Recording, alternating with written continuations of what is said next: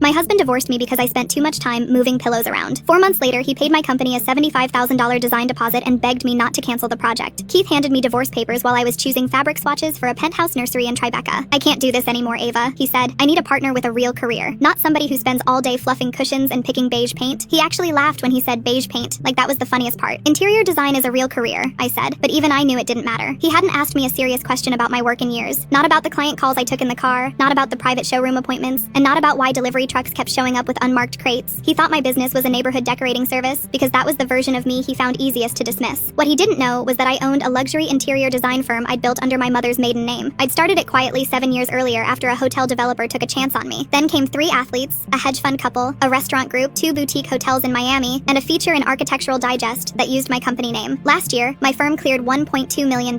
Anyway, I signed the divorce papers. 2 weeks later, he moved in with Vanessa, the Pilates instructor turned lifestyle vlogger he'd met at a rooftop networking party, and insisted was just good energy. Vanessa had been following me online for years without realizing it. She used to DM me asking where we sourced our marble side tables. Now she had my husband, my old brownstone, and apparently enough confidence to post a kitchen selfie from the breakfast nook I designed myself. Good for her. They deserved each other. I moved into a glass-walled condo downtown with a river view, doubled my staff, signed a boutique hotel in Charleston, and started sketching a townhouse project on the Upper East Side for a client whose closet was bigger than my first apartment. Keith told people I was taking the divorce well. 4 months passed before Keith texted me, and of course it wasn't an apology. It was a favor. Hey, random question. Do you still know any good furniture people? I ignored him. 10 minutes later, another text came in. Vanessa's doing a full rebrand. We're renovating the house. Need it camera ready for a sponsorship shoot. I almost laughed. That house had already been camera ready when I lived there. He had just never known the difference between expensive and intentional. By noon, he had called twice. I finally picked up. What? Jesus, Ava, hello to you too. You asked for furniture people. Google is free. He exhaled like I was the difficult one. Vanessa wants someone high-end, actual luxury, not some Instagram scammer who throws boucle on everything. I smiled at the irony. Then hire an actual luxury designer. That's the problem. The waitlists are insane. I could hear Vanessa in the background asking if he'd said the company name right. There's this firm she's obsessed with, Atelier Veil, supposedly impossible to get. I went very still. My assistant Nia looked over at my face and immediately turned away so she could laugh in private. Keith kept talking. Vanessa's been following their projects for like a year. Says they're the only ones who can make the place feel elevated enough for her brand partnerships. She wants that soft, minimal European thing. Stone, plaster, whatever. He said plaster like it was a disease. So? I asked. So do you know anyone there? I let the silence stretch. Maybe, I said. Why would I help you? Because we're adults? He snapped. Look, the shoot is in 6 weeks. She already told 2 sponsors the house would be done. 1 kitchen appliance deal, 1 furniture collab, 1 home fragrance thing. She's counting on this. The arrogance in that sentence was incredible. He had divorced me because I moved pillows around, and now he wanted me to save the content mansion. I told him I'd think about it. Then I called Nia and said, set up a consultation request under their names. Full rate, no discounts, no special handling, and make sure Vanessa signs every policy form. Nia grinned so hard I thought her face might split. I wanted to see how far they would go while not realizing whose taste they had been mocking for years. Vanessa wanted museum-level finishes on a sponsored content timeline. Keith wanted everything worth what we're paying. Vanessa hated the dining room, the staircase, the primary bath, the kitchen pendants, the fireplace surround, and the energy of the guest room. Keith complained about the retainer, the sourcing fee, and the fact that custom millwork took time. Still, they signed the contract. $75,000 down before procurement. Full creative control to me. For the next month, I ran their house like any other client project. Venetian plaster in the entry. Limestone look slab porcelain in the bath because real limestone would be a maintenance disaster with Vanessa's self-tanner. A dining table so heavy, 6 men carried it in. Every time a truck arrived at the old house, Keith texted questions in that same patronizing tone he used when we were married. Why are lamps $8,200? Why does plaster take 3 days? Do people really pay for handmade tile when Home Depot exists? Then 3 weeks into the project, the first crack appeared. Vanessa posted a behind-the-scenes story from the powder room and tagged Atelier Veil with 17 heart emojis. 2 hours later, she posted a selfie from my former closet wearing a silk set and saying, manifesting a full Ava Veil home moment. My phone buzzed nonstop. College friends, old neighbors, a former client, even Keith's sister texted, please tell me she is not in your old house calling herself you. Apparently, Vanessa had convinced herself that Ava Veil was some glamorous, mysterious design icon based in Europe because the firm never showed my face. She had built this whole fantasy around meeting me, getting styling advice from me, maybe becoming friends with me for content. I said nothing. I kept sending invoices. I kept letting them climb the ladder of their own embarrassment 1 invoice at a time. Then came the call from Vanessa herself. I know this is such a long shot, she said, voice breathy and excited, but I'm doing a launch dinner here next Thursday. Would Ava Veil herself maybe stop by? Even for 10 minutes? I would literally die. I looked out at the river from my office window and pictured my old dining room glowing under the chandelier I had once begged Keith not to replace with something more masculine. Maybe, I said. I'll check her schedule. The launch dinner started at 7 and I arrived at 7:40, exactly late enough to make an entrance, but not so late that anyone had started dessert. Through the front windows, I could see candlelight, a photographer, and at least 12 people holding coupe glasses. The room went quiet the second I stepped in. Vanessa turned first. Her entire face lit up with that hungry social smile influencers get when they think proximity is about to become content. Oh my god, she said, taking 2 quick steps toward me. Hi, welcome. You look incredible. Then she stopped. The smile faltered. Keith had turned too. I watched recognition hit him in layers, not because he suddenly finally saw a stranger, but because he finally saw his own past from the correct angle. First confusion, then disbelief, then that awful dawning rearrangement of memory where every old joke comes back sharpened. Vanessa looked between us. Wait, Keith said my name like it hurt him. Ava? Nobody else moved. I handed Claire my coat. Good evening, I said. I'm Ava Vale, founder and principal designer of Atelier Vale. Thank you for inviting me into my old house. The silence after that was so complete I could hear the ice settle in somebody's glass. Vanessa's mouth opened, then closed, then opened again. No, she said softly. No, you're not. I gave her a polite smile. I'm afraid I am. Keith actually grabbed the back of a dining chair like he needed support. Atelier Vale is yours? Why didn't you tell me? You never asked, I said. You were too busy explaining to people that I played with throw pillows. One of the brand reps choked on her drink. Vanessa went pale under her makeup. I have been posting about you for weeks, she whispered. Yes, I said. I noticed. Keith ran a hand over his face. Ava, can we please not do this here? I looked around at his guests, the candles, the sponsored stemware, the kitchen he had paid to have redesigned by the wife he discarded for lacking ambition. This is where you wanted to do it, I said. You wanted the house elevated. Consider it elevated. Vanessa stared at the dining room, then at me, then at Keith. You knew her? She asked him, and her voice was thin now, sharp at the edges. You were married to her? Keith swallowed. Yes. Vanessa laughed once, a small cracked sound with no humor in it. And you never told me? It never came up. It never came up, she repeated. Keith, I have based my entire launch aesthetic on her company. Vanessa? No, shut up. You told me your ex-wife didn't really do anything. That landed exactly where it should have. Then she looked at me horrified. I am so sorry. And for the first time all night, I believed someone. Keith's face had gone gray. Ava, please don't pull the project. We have contracts tied to this dinner. I let that sit for a beat. I won't, I said. We're professionals. Relief flashed across Vanessa's face. Keith looked like he might cry. Then I gave the parting gift. Also, I said, glancing around the room, for clarity, the breakfast nook, library shelving, and primary bedroom architecture everyone keeps complimenting tonight, I designed those too. Then I took a coupe glass off a tray, raised it slightly toward the table, and added, congratulations on finally liking my taste. Nobody spoke as I walked back out through the foyer under the plaster finish my company had just transformed. Behind me, I heard Vanessa hiss, you divorced her for me? And Keith say, it wasn't like that, which was obviously a lie because it had been exactly like that. Keith sent flowers to the office next morning. I had reception donate them to a nursing home.